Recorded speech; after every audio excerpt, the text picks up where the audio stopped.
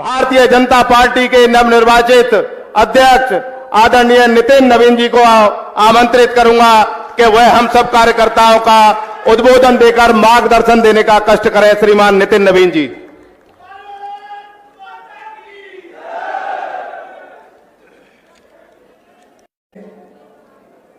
अपने अध्यक्ष होने के बाद पहली बार मेरा प्रवास जो शुरू हुआ है, तो इस पवित्र भूमि कृष्ण की इस भूमि से शुरुआत हो रहा है। तो यहाँ पर उपस्थित अपने कृष्ण के नगरी के सभी लोगों को मैं बहुत बहुत प्रणाम करता हूँ। इस पवित्र भूमि को भी नमन करता हूँ। श्री कृष्ण के इस नगरी में मेरे पहले भी आना हुआ है, कई बार आगमन हुआ है, पर मैं आज कह सकता हूँ कि अपने इस अध्यक्षीय कार्यकाल की शुरुआत अगर इस नगरी से हुई है तो निश्चित रूप से उत्तर प्रदेश कहीं ना कहीं देश का उत्तम प्रदेश बनकर उभरा है। हम जब काम करते थे उस समय उत्तर प्रदेश संघर्ष कर रहा था, आज उत्तम प्रदेश बनकर उभरा है।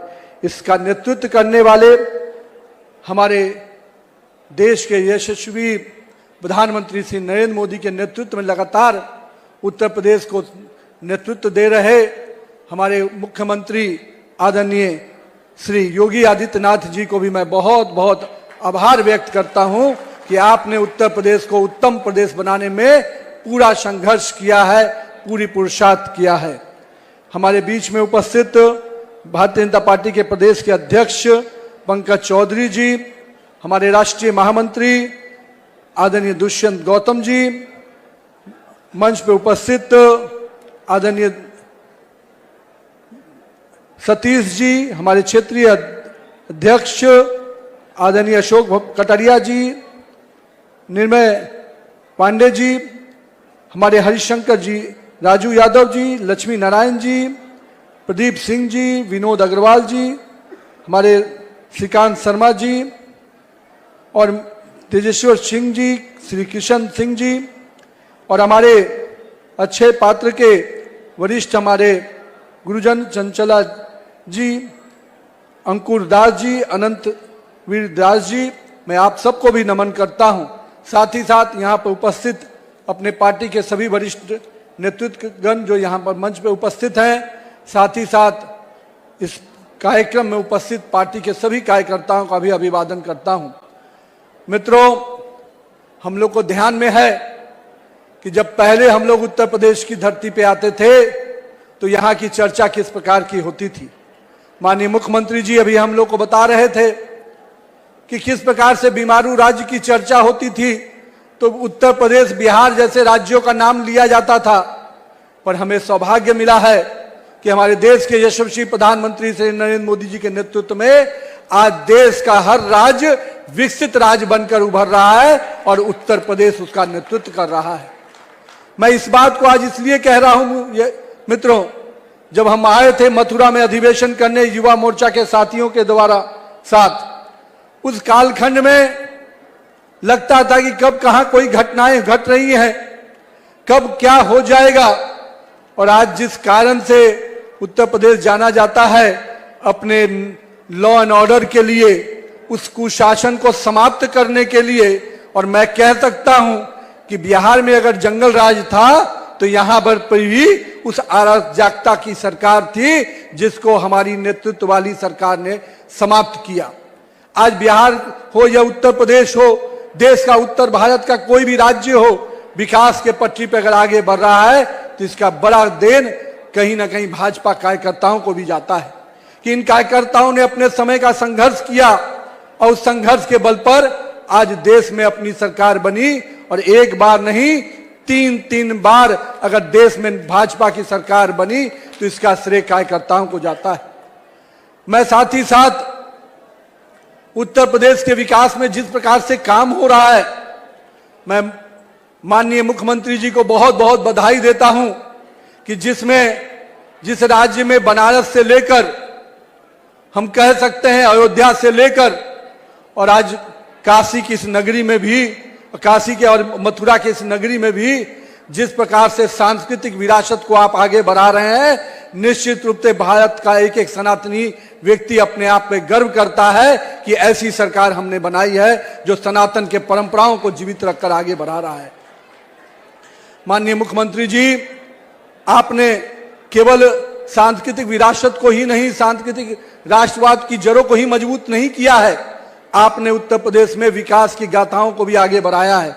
आज उत्तर प्रदेश में एक्सप्रेसवे की चर्चा होती है, चाहे वो यमुना एक्सप्रेसवे हो, चाहे कई और अन्य एक्सप्रेसवे।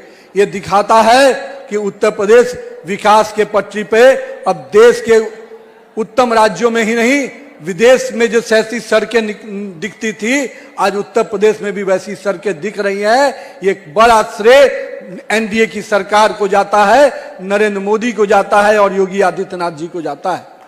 लेकिन मित्रों, हम लोग आज यहां पर उपस्थित हुए हैं। आज माननीय प्रधानमंत्री जी ने मन की बात में जिस प्रकार से एक एक व्यक्ति को, एक एक वर्ग को, एक एक क्षेत्र को छूने का काम करते हैं, आज हम लोगों ने, उन्होंने बताया कि किस प्रकार से आज भी स्वच्छता का अभियान एक एक गांव में चल रहा है। लोगों के अंदर जो 2014 में उन्होंने जिसकी शुरुआत की थी, आज आम जनमानस के व्यवहार का विषय बन गया है। ये स्वच्छता क्रांति माननीय प्रधानमंत्री जी की जो देन है, उससे आज भारत का हर जनमानस जुड़ रहा है। और ये बहुत बड़ी उपलब्धि इसलिए भी है कि जिस भारत के बारे में लोग तरह तरह की बातें करते थे, आज भारत वो स्वच्छता के नाम पर जाना जाता है, स्वच्छता के प्रतीक के रूप में आगे उभर रहा है। ये निश्चित रूप से माननीय प्रधानमंत्री नरेंद्र मोदी जी का देन है। माननीय प्रधानमंत्री जी ने हमेशा राज्य में, देश में विकास की योजनाओं को आगे बढ़ाने के लिए अंतिम व्यक्ति को विकास की योजनाओं से जोड़ने का हमेशा प्रयास किया। और इसका प्रयास का फल है कि आज चाहे वो हमारे विकसित भारत का जी राम जी की योजना हो, जहां श्रमिक और किसान भाइयों को जो मदद देने का प्रयास किया गया, मैं मानता हूं अब तक जिन लोगों ने ठगने का प्रयास किया था, आज माननीय प्रधानमंत्री जी ने उनको सम्मान देने का प्रयास किया है। मैं मानता हूं कि 125 दिन की गारंटी देना निश्चित से श्रमिक भाइयों के सम्मान को बढ़ाने का काम किया है। मैं इसलिए आज माननीय प्रधानमंत्री जी को और केंद्र की सरकार को आभार व्यक्त करता हूं कि आपने एक एक वर्ग की चिंता की है। आपने अन्नदाता की भी चिंता की, आपने महिलाओं की भी चिंता की, और स्टार्टअप जैसी योजनाओं से देश के युवाओं की भी आपने चिंता की है। और मैं युवाओं से कहूंगा कि आप आइए। माननीय प्रधानमंत्री जी हमेशा कहते हैं कि युवाओं को राजनीति में भागीदारी के लिए आगे आना चाहिए, तो आइए सकारात्मक राजनीति में हम भी आगे बढ़कर काम करें। माननीय प्रधानमंत्री जी कहते हैं कि अगर हम एक कदम चलेंगे तो देश 140 करोड़ कदम चलेगा और देश विकास की पटरी पे आगे बढ़ेगा। तो हम सभी युवाओं से भी आग्रह करेंगे कि इस उत्तर प्रदेश को विकसित उत्तर प्रदेश बनाने में योगी आदित्यनाथ जी काम कर रहे हैं, लेकिन हम यहां पर उपस्थित कार्यकर्ताओं को भी उनके साथ कदम से कदम मिलाकर चलना होगा, तभी उत्तर प्रदेश को हम विकसित उत्तर प्रदेश की श्रेणी में ले जाएंगे। लेकिन साथ ही साथ मित्रों, 2027 का भी समय आ रहा है, और जो हमारे इस देश में एक ऐसी ताकतें भी काम कर रही हैं जो हमेशा इस देश को बांटने में, काटने में और विश्वास करती हैं, इस देश के संविधान को अपमानित करने में विश्वास करती हैं। हमें उन ताकतों से भी लड़ना है। चुनाव आते ही ये ताकतें फिर से जीवित होती हैं, कभी संविधान की दुहाई देती हैं जिन्होंने संविधान को तार तार किया, कभी वो लोग भी घूम रहे हैं जिन्होंने इस राज्य के विकास को हमेशा धत्ता बताते हुए केवल अराजकतावादी लोगों को आगे बढ़ाया। हम लोग भूले नहीं हैं कि बंदूक की नोक पर भी उत्तर प्रदेश की सरकार चलती थी। आज उत्तर प्रदेश की सरकार अगर चल रही है जो जनता के वोट से चल रही है, जनता के जो उम्मीद है उसको पूरा करते हुए आगे बढ़ रही है।